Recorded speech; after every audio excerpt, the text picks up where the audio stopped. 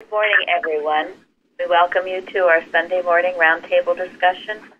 This morning is Sunday, August 5th, 2018. We are recording from the Plainfield Christian Science Church Independent, Plainfield, New Jersey, the United States of America. And Florence will start with our prayer, please.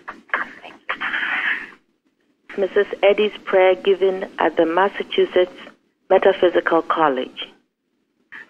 O my God, I offer as a consecrated gift upon thine altar a heart dedicated to thy service, lips speaking only words of charity, love, and truth, thoughts striving to be only the true thoughts of the mind of God. Help me to endure unto the end, strong in the faith, powerful in the truth, all the influence that I can bring to bear, all the force of tongue or pen that is mine, I offer in thy service. May heaven help, consecrate, and accept. Beautiful, thank you. And Mary Baker Eddy, Miscellaneous Writings. We today in this classroom are enough to convert the world if we are of one mind. For then the whole world will feel the influence of this mind, as when the earth was without form, and mind spake, and form appeared. Our subject today is spirit. Golden text is Isaiah 40. They that wait upon the Lord shall renew their strength. And Bruce, you wrote something very beautiful about that. Thank you.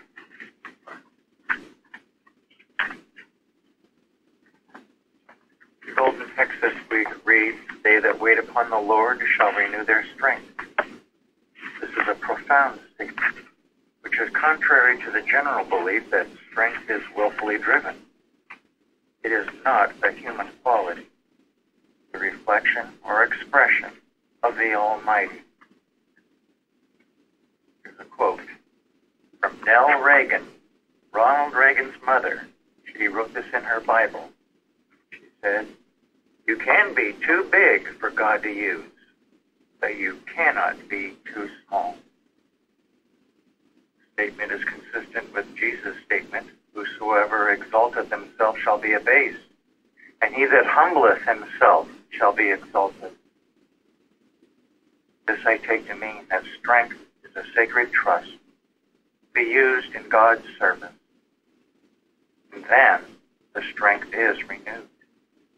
Not only physical power is needed, but also strength of character, strength of conviction in the supremacy of good, and other appropriate forms of strength. I could add a prayer read this morning, strong in the faith, strong in truth. They're all appropriate forms of strength. Wait upon the Lord, and this form of strength is multiplied. Thank you. For those who don't know, much of what we talk about at the roundtable are things that you've written on our forum, on our website. And they're many of them very well thought out, very beautiful. And that certainly was. Any other comments on that? Yeah, that kind of strength must have moral courage as well. I'm sure Mrs. Eddy is so humble, and that's why she could reflect that strength. That's right. That's right. I love that quote of hers. I can't say it exactly, but where she said, she was the weakest mortal on earth, but as the discoverer and founder of Christian Science, she's the bone and sinew. Her strength arises, and so you will find your strength arising. This is the strength in spirit.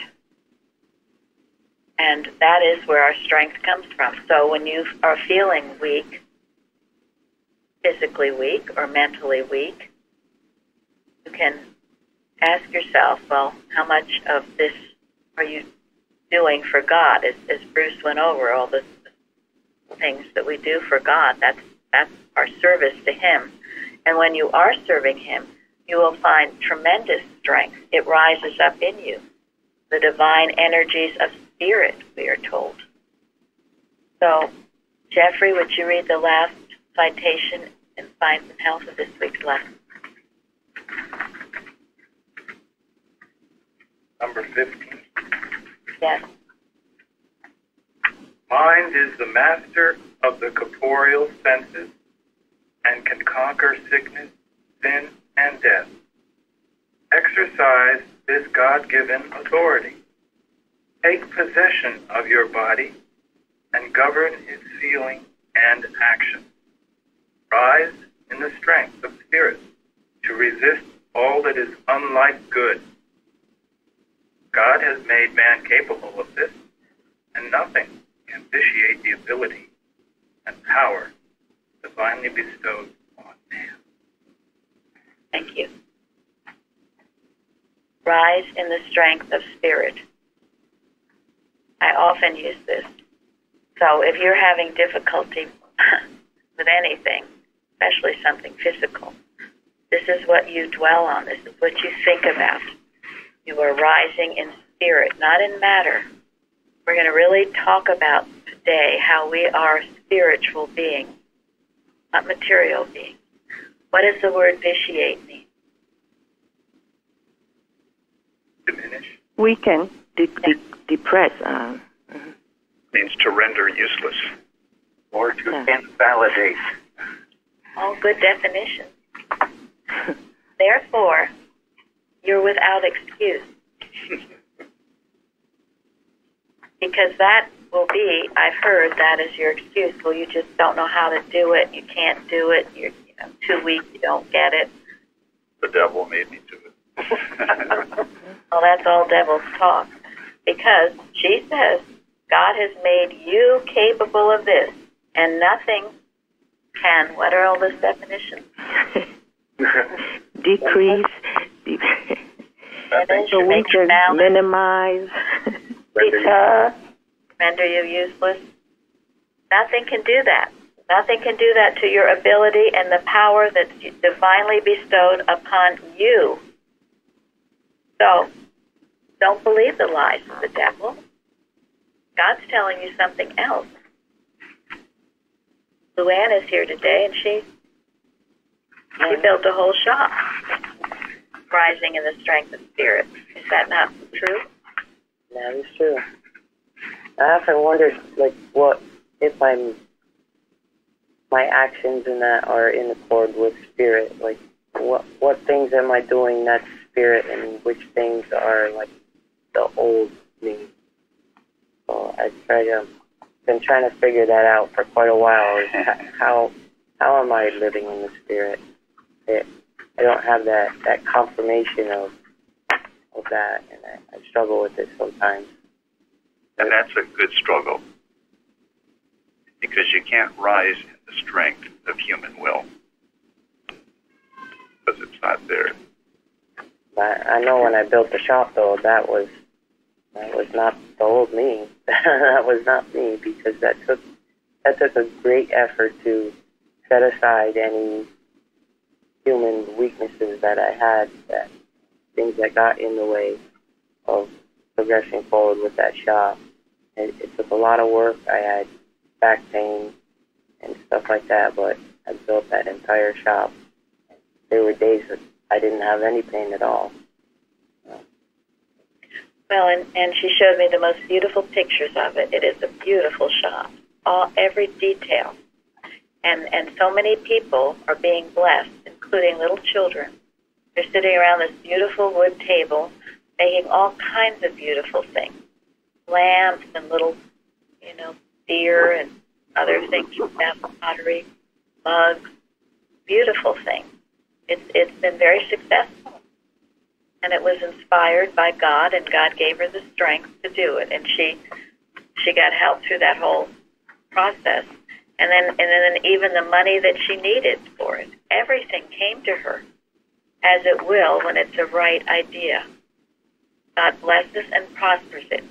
But you have to take that leap of faith. She could have just listened to all the suggestions. I can't do that. I've got all these physical problems. I don't have any money. She could have easily done that. And many people do that. They take that road and they just sit and don't do anything. Because they don't do anything, nothing ever gets done. Wayne Gretzky, you're sure you will lose every shot you don't take, something like that. You will miss every shot you don't take. That's definitely a paragraph, but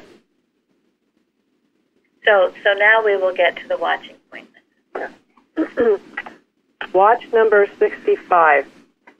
Watch lest the fear of making mistakes causes you to stand still and do nothing when the demand is for action. What harm comes from mistakes when one's motives and desires are right? What if you do seem to get in trouble? If you make a mistake in an honest effort to follow God's guidance, that were better than the timid stagnation of one who, because he is afraid, does nothing. Mrs. Eddy said, quote, "There have been times in working out a problem when I have not known just what step to take, and find it necessary to make a move of some sort. I have taken a step as nearly as I could in the right direction. Perhaps I would find out shortly that it was wrong, but this step gave me a new point of view that I would not have had I had not taken it, as I did. I would not condemn myself, therefore, for what seemed to be a mistake, but would include it as a part of the working out of the problem." End quote. Comment? There you go. I think it's most reassuring that even if you make a mistake, it will be redirected. I think that was one of the things that I was most fearful of. What if I make a mistake, or if I go to the wrong place, if I choose the wrong thing? Always something coming to tell me I would make a mistake, and therefore so afraid to make any decision. But the learning that if you're really leaning on God, if I am really leaning on God, then even if I make a mistake, I will be redirected. That was most reassuring and cast out most of that unnecessary fear. Thank you. That is so true, and that is the question. If you are leaning on God, doing the best you can, God will guide you aright, even if you do take some missteps. And the key is what? Humility. Yeah, your motive. If your motive is honest and pure, you take a step, turns out not to accomplish the right thing, it leaves you a better perspective. And that's why you can't ever attach mistakes to yourself or to a person.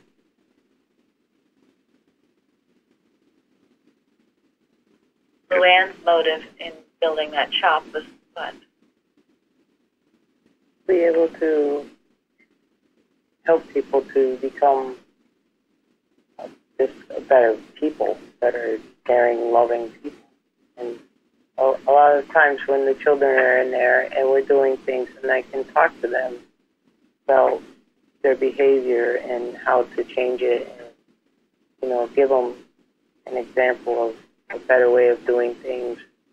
But otherwise, I wouldn't be able to just go to everybody's house and talk to their children. So it's nice to have a building where people come to express themselves creatively, and then their minds are kind of open to some conversation about other things. And it seems to be really working out. Especially the children are very attracted to it.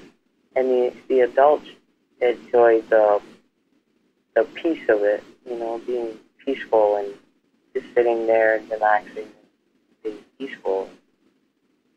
It's working out wonderful. Well, by the looks of the pictures of everyone's faces, it certainly is, and especially the little children. What was there? Some little animal that they painted rainbow with every color of the rainbow. It was a dog, a collie, Collie. a little ceramic collie, and the girl had made rainbow stripes on it, but she had reasons for putting each color on it. Like if the sky would reflect down on the water and the water's blue, then the sky must be reflecting off the little doggy's head, so his head was blue. So she had kind of this extended view of nature, applying it to her animal. So it was kind of nice to see. And all the colors of the rainbow is very joyously done and creatively. So, thank you for reading that, Linda. Just another kind of an example. You think of Thomas Edison. Thomas Edison made 10,000 mistakes before he found the right formula for the light bulb. But did he get discouraged? Did he beat himself up? No. That's how we should approach everything in life. When our motive is right, don't be afraid to take a step. He said he found out 10,000 ways not to do it. So the glass half full rather than half. He saw the positive in it, not discouraging. And people who do get far in life, they have that. Usually they are very optimistic, positive people because that, again, is being godlike. Trusting God, it's knowing the best will occur. And the more you trust and lean on Him, the more you'll find it working out. And even if for a time it doesn't, eventually it will. Always has, always will. You can count on it, 100%. So sometimes we can see the glass 1% full, but it's 99% empty. That's right, that little bit, you see, yes. And I think they really don't give the mistake any power to bring them down. You know how you can beat yourself. And no, just rise above it and go forward. That's right. And it is love that illumines, designates, and leads the way. And when you have that sense of love, what you're doing, your motive is pure, you want to help others, you can't be beaten. You just keep getting up and doing it because you have this impetus in you. And you know that word enthusiasm has the word God to it. So The middle of the word, enthused, Lose. means God. Yep. Lillian? And when you make mistakes, what you're doing is going back. And you can't go back. You got to keep going forward. Thank you. That's it. Can't dwell on the past. And Mrs. Eddy says man's individuality is what? Well, that's not... Yeah, Sorry. that's okay. Man's individuality is never wrong. And as you are expressing him, not your personality, not your human will, not what you want to be famous, ambitious, or whatever, but his individuality, which is love for all mankind, never wrong. And as we said, if you've made a few mistakes, a few bumps in the road, you'll keep getting there. You'll get straightened out, keep going. Don't give up. That was some of the talk I had to overcome, also being female and having all those voices and people in the past who would try to knock me down all the time and say, you can't do that or you shouldn't be doing that. When I did go to my brother before I started it, and I said, I'm going to take a leap of faith. And I remember using those words exactly. And I told him what I was going to do. He says, well, good luck. So that was good encouragement that I didn't have to be defined by my gender or something like that. I knew that this endeavor was going to be something very important. And it didn't matter if I was, a female or people saw me as weak, or I shouldn't have been doing that, or it wasn't socially correct, or whatever. I mean, the guys would deliver the material, and I'd help them unload the truck, and I'd build my shop. And, it kept progressing in a way where it was so accepted that Luann was out there building the shop, So it just kind of developed that way. But I had all those voices from my childhood saying, you can't do this, you're no good, all that I had to overcome just to put that first nail and go forward. So it was pretty wonderful. And having the help in science and to get through all that stuff, I mean, that's when I very first came into science, when I was building my shop. So I was very new at it. So all the help that I got was what got me through it. It was wonderful. Every day. Maybe we can have some pictures on the website of Luann's shop. Oh, that'd be good. I just was thinking of the new cover underneath one of these. It says, a noble type of good, heroic womanhood. Yeah. Amen. Beautiful. Makes me think of Nehemiah.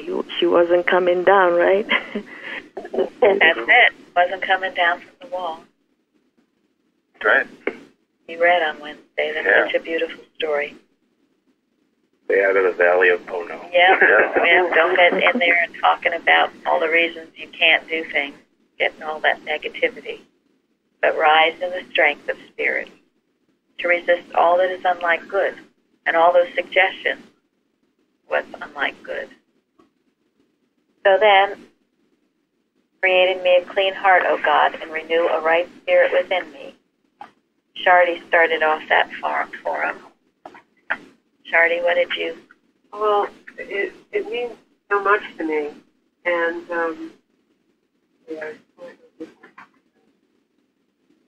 and then God gives you the Spirit and puts it in you. And for me, being fairly new here at Plainfield, that if I start with something like this and then listen, I know that I had read that you have to surrender and have the right motive, and that will take you to understanding how God puts the Spirit in you. And you have to pray with that every day. And so I love this book. I love all of them. And this was a fairly lesson. And so, Bruce, you want to sing the song? Yeah. Create in me a clean heart, O Lord, my God, and renew a right spirit within me. So beautiful. It goes on. It's beautiful. Beautiful song. You can all listen to it. But Shardy mentioned she hums it to herself, and I have to say I do too. Often. Beautiful. Couldn't even read that line without hearing that. So then, what did Parthens and Gary wrote a little bit? Well, Parthens wrote, quote, create in me a clean heart. And heart, definition of heart from Science and Health, mortal feelings, motives, affections, joys, and sorrows. And from Science and Health, quotes, the manifestation of God through mortals is as light passing through the window pane. The light and the glass never mingle, but as matter, the glass is less opaque than the walls. The mortal mind through which truth appears most vividly is that one which has lost much materiality, much error, in order to become a better transparency for truth. Then, like a cloud melting into thin vapor, it no longer hides the sun. End quote. And desideratum, create in me a cleaner, clearer transparency of heart, as defined in Mrs. Eddy's glossary. Quote, that I may know him and the power of his resurrection and the fellowship of his sufferings, being made comfortable unto his death. Philippians 4:3. that I may suffer self to die in greater and greater ways, for to allow mortal self to express itself is to smudge or besmear the transparency that God created me to be. Thank you. Now we have something more for our next liberator on self. So, and then you don't have to read it, but say what you. Yeah, and then I thought, to smudge or besmear. When we get to the point where we recognize that we are nothing more and nothing less than God expressing Himself, when we get over this idea of separation from God, then it becomes easier and we become more able to express, to listen for God's voice and to express what He, quote, commands us to do. Because He's talking to us all the time and giving us the divine impulsion to do whatever is best for our fellow man. And,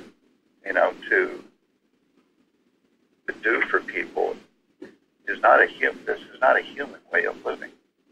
It's a divine impulsion. Like Jesus, everything Jesus did was from a divine impulsion. It was the Christ within Him, motivating Him to do what He did. And that same Christ comes to us if we listen and obey. And that's why Jesus said, if you believe in me, the works that I do, you're going to do also. He's telling us that that same Christ that was in Him is in us. And we should listen to it and pay attention to it. Wonderful things will happen. What is the word desideratum? I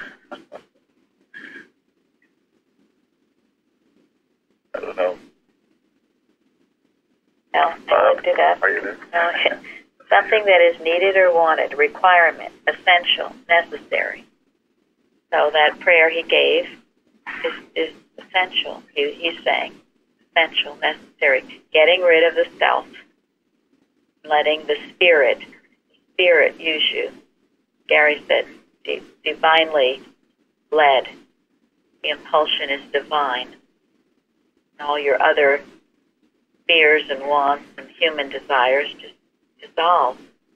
And it's a matter, we've talked about many times, keeping your slate clean each day, not letting these little resentments or jealousies or whatever build in your thoughts. But wash your slate clean. Keep yourself pure so God can shine through you. Now, I believe it was in Sunday school where I was taught, especially if you had a problem, to look into concordance. And here, Carthen gives the definition of heart in the glossary. And so much is said. Mrs. Eddy has said so many things about everything, about heart. Next, we're going to go into blood. But the idea of getting the spiritual essence of what you are. Because in recapitulation, Mrs. Eddy said that man is not what? Made up of blood, bones, tissues, ligaments, bones, and other material elements. That's not what you are made up of. Scientific statement of being, we know man is not material, he is spiritual.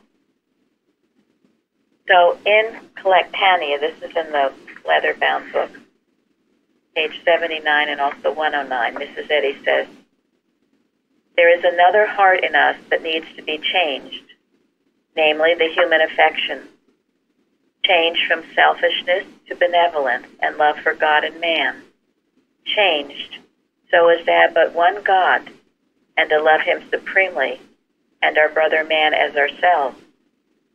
This change of heart will have its effect physically as well as spiritually, and heal disease sooner than burnt offerings or drugs.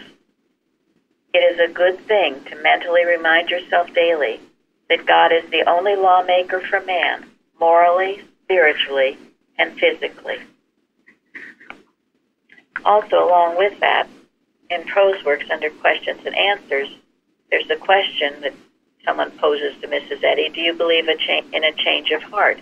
And she says exactly this too, in different words, but yes, and that the emotions need to be changed. And this is this goes to the core of heart problems. It's not physical. It's the seat of the emotions, and if you're emotionally upset all the time or worried and other things, eventually it seems to play out on your body. Seems to. And belief, you start dreaming that Adam dream. You don't have to. So, watch your thinking, not your body. This is Eddie too. And then on page 109, she says, there is only one heart, and that is the great heart of divine love. It is beating for all mankind, and it is beating for you. Now, if you know that, how can you be troubled with heart problems? You really cannot. But this is what you have to be thinking. This is what you imbibe. You don't go around, checking whatever you check, those wrist things. You check everything all the time and thinking about it. You think about your heartbeats because God is the infinite heart of love. If your heart beats for God, then it's going to beat normally and correctly. But you fill your thoughts with that, not with a human. Don't go there. Anyone else? A practitioner once said that you're not alive because your heart is beating. Your heart is beating because you're alive. Yeah. Look at where it is. That's it. Your life is in God. And all things, that means everything about you. Your breathing, your vision, your hearing, your heart, all your organs, they function because God is life. And that's all you need to know. You don't need to think about anything else. In Ezekiel, it says, a new heart also will I give you. And I looked it up in Massa, and it said, I will put a new spirit in you. I will take away your hard nature and give you a nature that can be touched. That's beautiful. Thank you. Thank you. And in the Blue Book, sorry. Go ahead. Oh, in the Blue Book also on page 143, Mrs. Eddy speaks still to the purity of heart. She says that to us is spoken the command, my child, give me thy heart, while it is ours to answer, search me, O God, and know my heart. Try me and know my thoughts, and see if there be any wicked way in me. Also speaking to, the purity of heart that is the transparency where we can reflect what's really true about us. Thank you. Beautiful. If you do these things, if you imbibe these things, your heart will be just fine. How could it be otherwise? But how many people do this? How many people even think about this? How many people know it? So this is why we give it out, so you can know it. And as I've said, Christian Science is curative as well as preventative. So when you're living these things and thinking along these things, you don't have to have any of these problems, the Adam dream problem, the mortal sense of life, not the spiritual sense. Who knows the scientific statement of being? Say it. Okay. There's no life, truth, intelligence, or subject in matter. All is infinite mind and its infinite manifestation, for God is all in all. Spirit is immortal truth. Matter is mortal error. Spirit is the real and eternal. Matter is the unreal and temporal. Spirit is God, and man is his image and likeness. Therefore, man is not material. He is spiritual. Thank you. We should all know that and think about it often. You are not material, you are spiritual. And as I've said, I love this also in the questions and answers, where,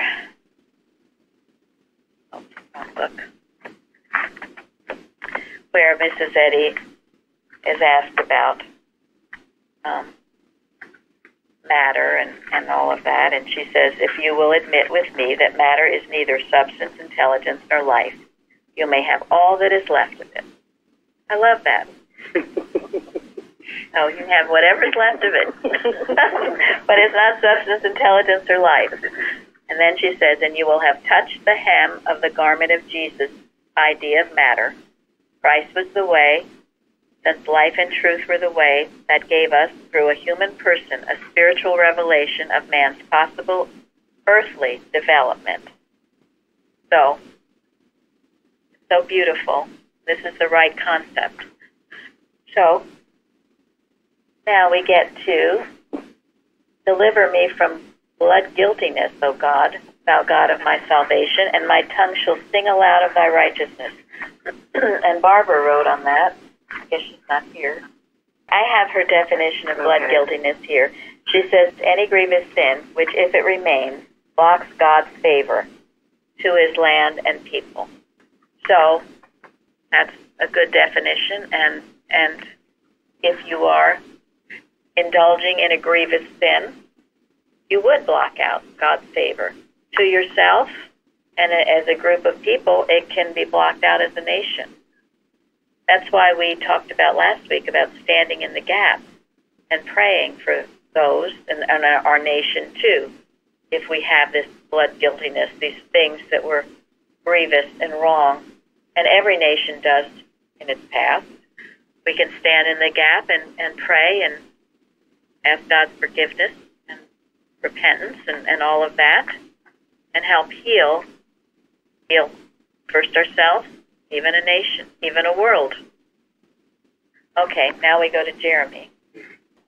Well, I just thought it was interesting how that brought up the thoughts that all the warnings we've had here to handle heredity and the family issues, and how Christian Science shows us what the real meaning of father, mother, brother, sister, family, blood, and etc. So I found these excerpts that helped me with it further. From Watch's Prayers and Arguments, that he said, watch, blood is thought, and your blood is pure thought, a health-giving, life-giving thought, and nothing impure can enter into that thought. It is perfectly pure. And then Bicknell Young said, he had a question from a student, is blood an idea? And his answer was, blood is the idea of life. The claim that blood is a thing is a false claim. Life is the only thing. The idea, then, is that life is and is perfect. And finally, from Acts 17, when Paul was on Mars Hill talking to the people, he said, God that made the world and all things therein, seeing that he is Lord of heaven and earth, dwelleth not in temples made with hands. He hath made of one blood all nations of men, for to dwell on all the face of the earth, and hath determined the times before appointed and the bounds of their habitation. Thank you. Any comments? I think this is wonderful. This is so helpful to think of blood. Absolutely right. This is the correct sense of blood. And to think of it that way, this is the spiritual interpretation, if you will, because everything that exists that we seem to see and we seem to see as matter exists divinely as spirit. And if we see it and know it and acknowledge it, we will have it. And so what was that, what Mrs. Eddy said about blood again? Blood is thought, and your blood is pure thought, a health-giving, life-giving thought, and nothing impure can enter into that thought. It is perfectly pure. So you work with that. My understanding, I believe, every time you go to the doctors, the first thing they do is look at your blood, check your blood, see what's in your blood. See if there's anything impure in your blood. Yeah, so how do you keep it pure? Well, you have to keep your thinking pure.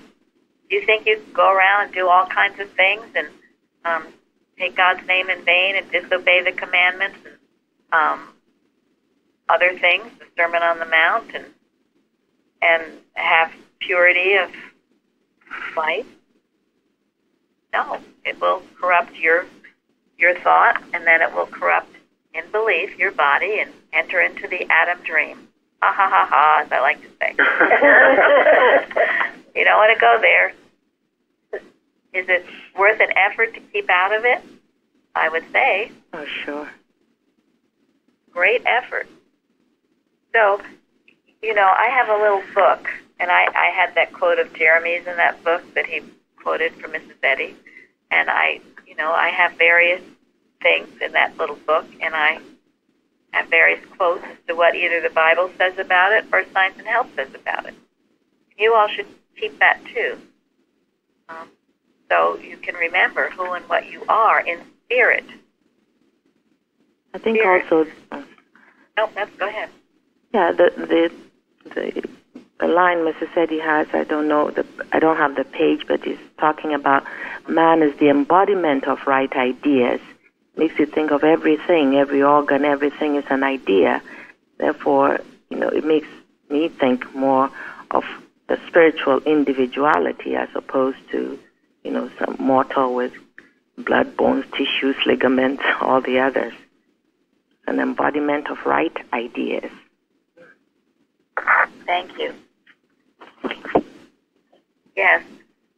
So keep that in a notebook and remember it. Remember what your body is. There are many things that Martha Wilcox says about body. Certainly Mrs. Eddy. Martha Wilcox, Bicknell Young, they've written articles about body. That one about that every part of your being, whether it's muscle, tissue, it's all declaring, I am God. That's from Martha Wilcox.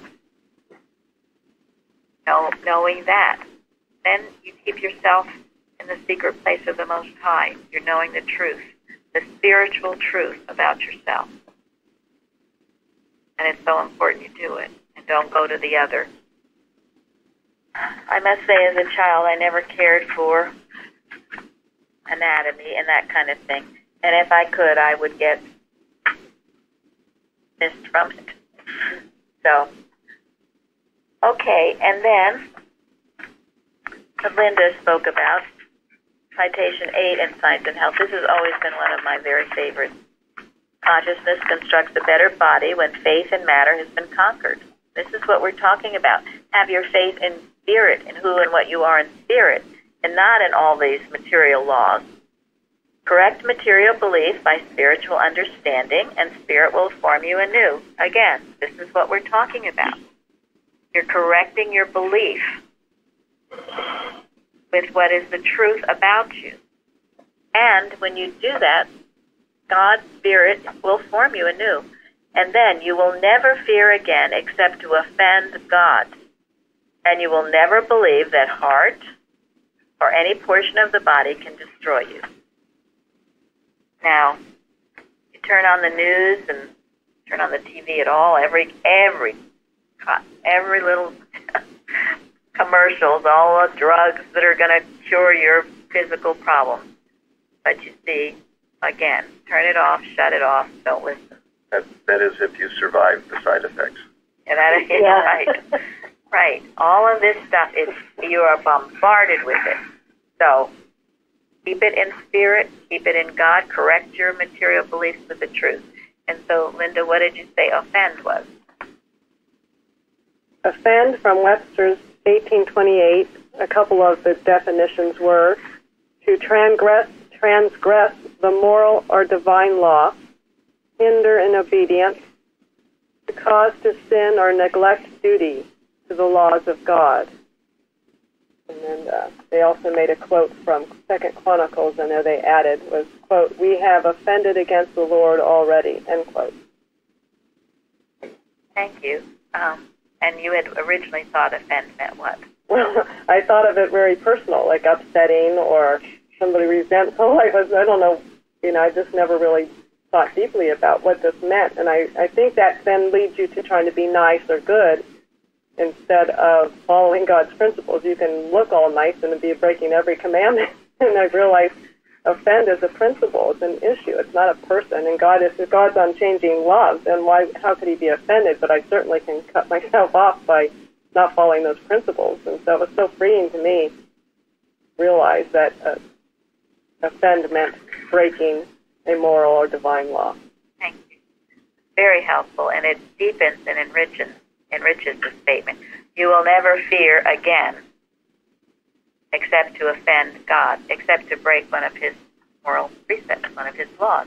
And what is that law when you fear? Thou shalt have no other gods before me. Yes. And thou shalt not fear. It's not a commandment, but it's over and over in the Bible. Oh. Fear not, fear not, fear not. Love thy neighbor as thyself, and perfect love casteth out fear. You cannot be in a state of loving and be fearful at the same time. So if you are fearful, that shows you're in a negative, hateful state. And as we've spoken about, you're believing in a Satan or a devil. Because if you don't believe in God and you're afraid, then what are you believing in? Exactly. When I woke up to that horrible realization, that really helped me overcome fear. I was fearful. I would say, okay, Satan, I'm believing in you. What form of evil am I believing in? And why am I not trusting, turning to my Heavenly Father? So any comments? I know I speak a lot of these things, and please, I don't want to... Now that we have 2 minutes left. Yeah, now that we have 2 minutes left. Well, I'm going to have Gary read, and I think this is very beautiful. It's from No and Yes, and it is about the blood of Christ. A different sense of blood, but one we need to think about. Okay, no and yes, page 34. The blood of Christ speaketh better things than that of Abel. The real atonement, so infinitely beyond the heathen conception that God requires human blood to propitiate his justice and bring his mercy, needs to be understood. The real blood or life of spirit is not yet discerned. Love bruised and bleeding, yet mounting to the throne of glory in purity and peace, over the steps of uplifted humanity. This is the deep significance of the blood of Christ. Nameless woe, everlasting victories are the blood, the vital currents of Christ Jesus' life, purchasing the freedom of mortals from sin and death. This blood of Jesus is everything to human hope and faith. Without it, how poor the precedents of Christianity. What manner of science were Christian science without the power to demonstrate the principle of such life? And what hope have mortals but through deep humility and adoration to reach the understanding of this principle? When human struggles cease and mortals yield lovingly to the purpose of divine love, there will be no more sickness, sorrow, sin, and death. He who pointed the way of life conquered also the drear subtlety of death. It was not to appease the wrath of God, but to show the allness of love and the nothingness of hate, sin, and death that Jesus suffered. He lived that we also might live. He suffered to show mortals the awful price paid by sin and how to avoid paying it. He atoned for the terrible unreality of the supposed existence apart from God.